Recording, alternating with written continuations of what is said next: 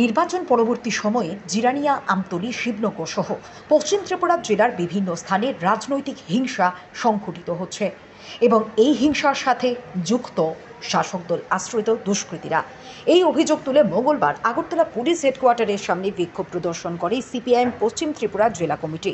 বিক্ষোভ কর্মসূচিতে উপস্থিত ছিলেন সিপিআইএম রাজ্য সম্পাদক জিতেন্দ্র চৌধুরী, সিআইটিইউ নেতৃত্ব শঙ্কর প্রসাদ দত্ত সহ অন্যান্যরা। এবং আমাদের রাজ্যে যারা পুলিশ প্রশাসনে আছেন, আমরা আশা করব তাদের শুভবুদ্ধির উদয় হবে, তারা আইনের কাছে নতজানু হয়ে থাকবেন। এই শপথ তারা নিয়েছিলেন, আইনকে রক্ষা করবেন এই শপথ তারা নিয়েছিলেন, কিন্তু এই জায়গায় তারা বাধাপ্রাপ্ত হচ্ছেন। আমরা বলবো কোন রাজনৈতিক দলের কাছে আপনাদের বাধা থাকা উচিত নয়।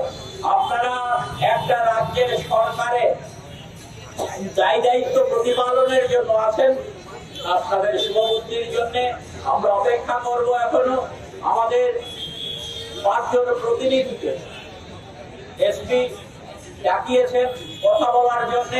আমরা আশা করব অন্তত পক্ষে কিছুটা শুভবুদ্ধির উদয় হবে এবং আইনের শাসন ফিরিয়ে আনার জন্য কিছুটা হলেও তারা উদ্যোগ গ্রহণ করবেন। এই আশা বিশ্বাস রেখে আজকে আমাদের এখানকার কর্মসূচি